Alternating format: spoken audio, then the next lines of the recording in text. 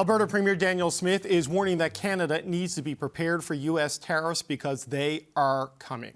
This was one of her takeaways from speaking to U.S. President-elect Donald Trump at his residence over the weekend. Smith is the first premier to secure FaceTime with Trump at Mar-a-Lago since his tariff threat. We had a friendly conversation and I thought quite constructive, during which I emphasized the mutual importance of the U.S.-Canada relationship and specifically how hundreds of thousands of jobs are supported in the United States. I was able to have similar discussions with members of his incoming administration, and I was encouraged to hear that they also understand how important Canada is. Premier Smith was there as a guest of Canadian businessman Kevin O'Leary, who recently expressed support for the idea of an economic union between Canada and the United States. With the countdown to Trump's inauguration exactly 1 week away, how serious are Trump's threats? Kevin O'Leary is the chairman of O'Leary Ventures, and he joins me now. Kevin O'Leary, welcome to Power and Politics. Good to see you, sir. Thank you very much. I wonder if you can give us some insight into Donald Trump's endgame here with his tariff threat. Do you think he wants tariffs for tariff's sake, or is this a threat to seek concessions in other areas? What's so important about understanding how Donald Trump works is to realize that there are two elements to his narrative. Number one, there's the noise, and then there's the signal. And you have to learn how to distinguish the noise from the signal, because he says bombastic things, outrageous things, and causes a tremendous amount of controversy. And all of this is policy by social media right now. He knows he enjoys that all around the world. However, when you focus on the signal, that is where the opportunity is. And I think where Canadians are getting lost in this narrative, because we're in a unique situation, we're leaderless. And so we have all of these barbs being thrown back and forth across the border. That's all noise. The opportunity is in the signal, and the signal is where we should be focused, because Danielle Smith nailed it when she said, in the tonality of her narrative with Trump was very constructive, because she, you think about the opportunity all of these leaders have had in the last 2 months. And what people don't realize is this is an opportunity to go off the record with Trump and form a personal relationship with his cabinet.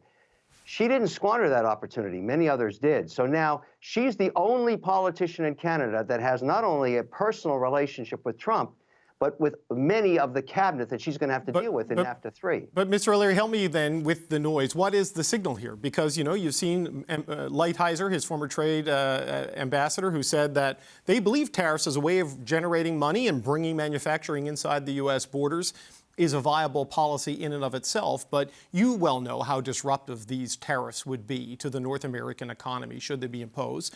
So is he really just trying to get concessions on the border, or is it something bigger? I mean, how do you view it? You talk to him certainly a lot more than I have. It's a negotiating tactic. All of this is. To what end, though? To what end? Like, what does he want? To what end? To create the signals an economic union that's the most powerful on earth. There is no question. Nobody's going to trade sovereignty. No one's going to sell Canada. No one wants to be sold. Nobody wants to give up their sovereignty, either do Americans. But the opportunity, for example, to create a common currency, which makes a lot of sense, I guarantee you now, 11 out of 10 Canadians would rather trade their Trudeau pesos for U.S. dollars tonight. Number one. And all of the commodities we sell globally are denominated in U.S. dollars anyways. That's number one. And of course, we'd need a couple of seats on the Fed, and we'd have to interact with the Bank of Canada, with the Fed. But that's a giant economic union. Then there's the opportunity to eradicate all tariffs, not just North and South, but East and West. We have all kinds of stupid tariffs in Canada between provinces, notably the milk deal that Alberta pays for Quebec farmers to produce dairy products that they throw out. Vermont's pretty pissed off about that. And they'd like to see those go away, and they'd like to compete. So that's an opportunity. And then there's the creation of an EU-style uni-passport, which controls immigration. It would be very good for Canada, because if you're a Canadian citizen in good standing with a Canadian passport, or an American in the same situation, both countries has veto power. But if you get approved, you have the ability to move freely between both jurisdictions and pay one tax rate.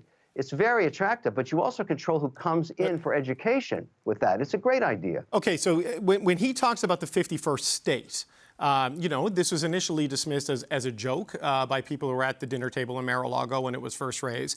But you're saying that's a proxy for this idea of an EU-style arrangement between Canada and the United States. I know you have advocated for this idea, but Do you know straight from No, the I have not president-elect's mouth? advocated for a 51st state. No, I'm no, not no, no, selling the my- economic union, the economic union. Oh, okay, yes. absolutely, I mean, yes. you do have a quote where you say make the border disappear, but you mean regulatory-wise, not in a sovereignty way. Is that what I'm understanding your point here? That Yeah, I'd rather Canadian dollars be spent on protecting the North and American dollars, because I'm worried about the Chinese more than anybody in Canada, it seems.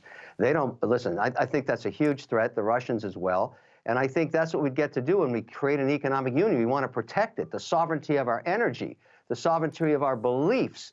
We both believe in democracy and freedom of speech. We want to protect that. We want to protect it with financial might. That's what Trump is getting at, and that's a very good idea. And I think we have to separate that noise into this signal, because Canadians are being poked by their own politicians, forced into this by a leadership race at a provincial level in some cases, at a federal and others. And I asked Trump personally, and I don't know if this fell on deaf ears, to say, look, why not give Canada a break so they can elect a leader like you were elected with a 4-year majority mandate? Let them do the same thing and then negotiate with that team. But this that would be a lot more productive. This idea of the economic union, as you've described it, have you heard that directly from the president-elect himself, or is this your interpretation? Is this the signal you are pulling from all that noise? Or has he laid it out to you that this is really what he's talking about here? No, I'm pulling it from all. I'm pulling from all that signal. I know he wants that pipeline. How do you get that? You need Danielle Smith. You need Alberta. You need to build that in cooperation with Canada. That gives total independence and security to the U.S. economy, and it brings in another $300 to $400 billion into Canada. Who doesn't want to do that? The only guy I know that doesn't want that is Gerald Butts, and I think we've had enough of him. Well, I mean, like, Jerry Butts has been out of government for a long time, so I mean, he's. Oh, wait a second. Wait, that's not true. Well, it is. No, I mean, no, he works with the Ian Bremmer now. Let me correct you. When there was a majority mandate by Trudeau, and he had it in the first mandate, Butts put all the policy in place. Sure. Danielle Smith had to litigate that policy in October 2023 to get me to bring back $70 billion into Canada. Okay. Gerald Butts is the antichrist of Canada. Oh, okay. Well, look, you know, Mr. Butts is a private citizen now. He's not in public life. He does not control the government. He hasn't been since. So anyway, but I want to move on. Wait a second. Isn't he backing the Liberal leadership right now? Didn't I hear Carney is going to bring him in behind him? Well, that's an unholy union. Okay. All right. Well, look, I wonder if, to pick up on something Danielle Smith said today, because you are a fan of the Alberta Premier. She came away from this meeting with President Trump. I'm not sure exactly how long it lasted, but she feels a tariff hit of some sort is inevitable next week. Is that your view of it from having spoken to the president-elect? I don't think anybody knows what's going to happen next week. If you were to say to me, this is number one on Trump's agenda to tariff Canada, I would say that's not the case. These moves are going to come through after he's president. Everything we've seen so far is on a personal basis at his home. And she was wise enough to spend not 1 day, 2 days. That woman knows how to work a room. I can report that to you. She's very smart at that. And my goodness, she scored a lot of points with a lot of different people in the cabinet. Right, but the situation still is, Mr. O'Leary. You're a Canadian citizen, and this is economic Armageddon if these tariffs come in, as you well know. Unemployment is going to go through the roof. Economic growth is going to go down. Provincial governments. I appreciate you saying that, but neither of us know. We just don't know. You've got to wait. My point is, wouldn't you rather have your adversary's cell phone number on speed dial? I would. No, look, only one. The only one in Canada that was smart enough to go and meet him.